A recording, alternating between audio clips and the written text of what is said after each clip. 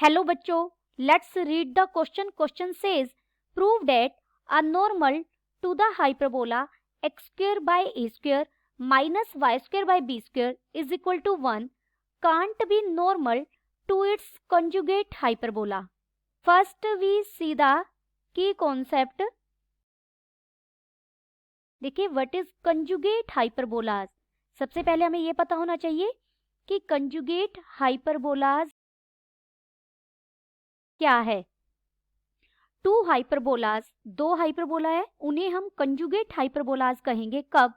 जब किसी एक की ट्रांसवर्स और कंजुगेट एक्सिस दूसरे की रिवर्स बन रही हो, यानी जो एक की ट्रांसवर्स है वो दूसरे की कंजुगेट एक्सिस हो, और जो एक हाइपरबोला की दो हाइपरबोला है जो इसकी ट्रांसवर्स एक्सिस है वो सेकंड वाले की क्या बन रही हो, कंजुगेट एक्सिस बन रही हो, और जो इसकी कंजुगेट एक्सिस है वो दूसरे की ट्रांसवर्स बन रही हो, यानी रिवर्स बन रही हो, तो हम इन दोनों हाइपरबोलाज को क्या कहेंगे, कंजुगेट हाइपरबोलाज.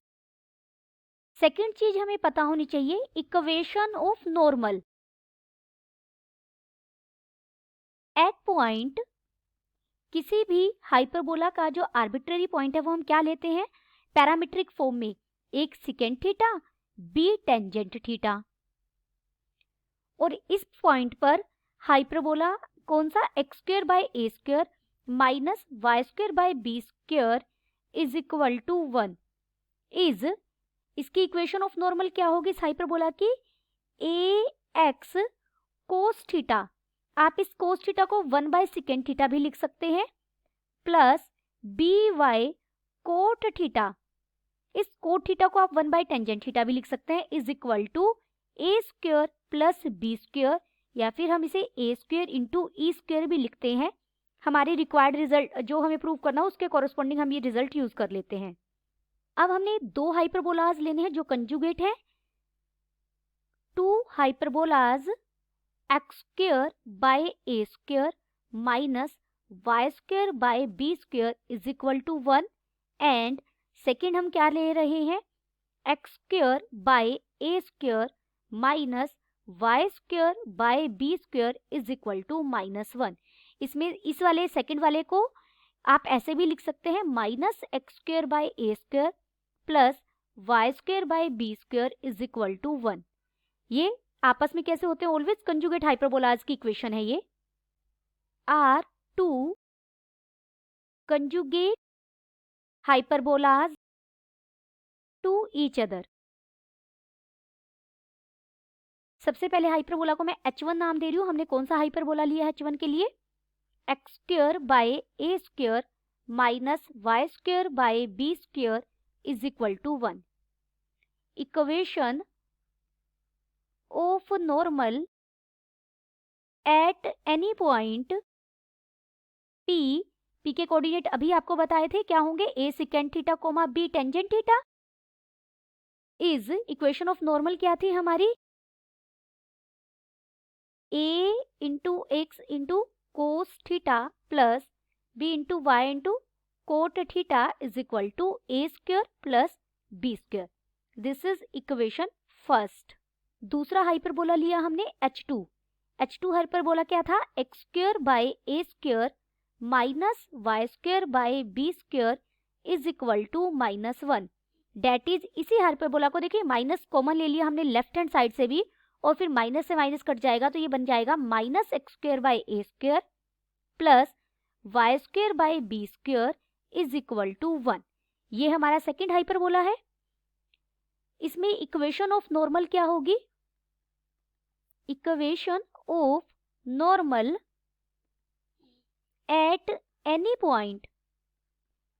पहली बात तो इस हाइपरबोला का जो आर्बिट्ररी पॉइंट होगा, देखिए यहाँ x नेगेटिव है, इस वाले में x की नेगेटिव है और y पॉजिटिव है हमारा, तो यहाँ a के साथ टेंजेंट फाई आएगा. दूसरा एंगल मैंने फाई ले लिया, और b के साथ हम क्या लेंगे, सेकेंट फाई इज, ये तो आर्बिट्ररी पॉइंट हो गया, और उस पर नॉर्मल की इक्वेशन क्या बनेगी, ax के साथ अब यहाँ कोट फाई आ जाएगा minus b y cos phi आ जाएगा is equal to a square plus b square. This is equation second.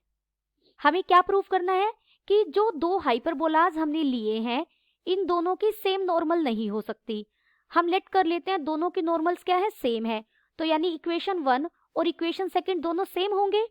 Let us suppose that हमने उल्टा मान लिया, कंजुगेट हाइपरबोलाज हैव सेम नॉर्मल। अगर दोनों की नॉर्मल सेम है, this implies equation first and equation second represent same straight line. दोनों same straight line को रिप्रेजेंट कर रही हैं, इसलिए हम इनके एक्स वाई के कोफिशिएंट कंपेयर करेंगे। देखिए एक्स का कोफिशिएंट इक्वेशन फर्स्ट में क्या है, a कोस थीटा, और सेकंड में क्या है, a कोट फाई, यानी मैं a cot phi divided by a cos theta लिख दिया। ये इक्वल होगा, y के कोफिशिएंट कंपेयर करेंगे तो ऊपर हम सेकंड इक्वेशन वाले कोफिशिएंट लिख रहे हैं, तो b कोस फाई आ जाएगा और वहां क्या आ जाएगा, b कोट फाई, माइनस आएगा, माइनस कट जाएगा, माइनस वैसे तो साथ रखेंगे हम, इज इक्वल टू वहां भी a square plus b square है और यहां भी a square plus b square है, और ये कितना हो जाएगा 1। This implies cot phi is equal to cos phi theta, sorry पहली से मैंने कंपेयर किया, यानी कोट बाय कोस फाई, इसे लिया इक्वल टू 1, तो यहां से कोट फाई किसके इक्वल आया, कोस थीटा के, एंड कोस फाई इक्वल आया कोट थीटा के। सिर्फ ये एंगल का फर्क है, आप ये बात ध्यान रखेंगे।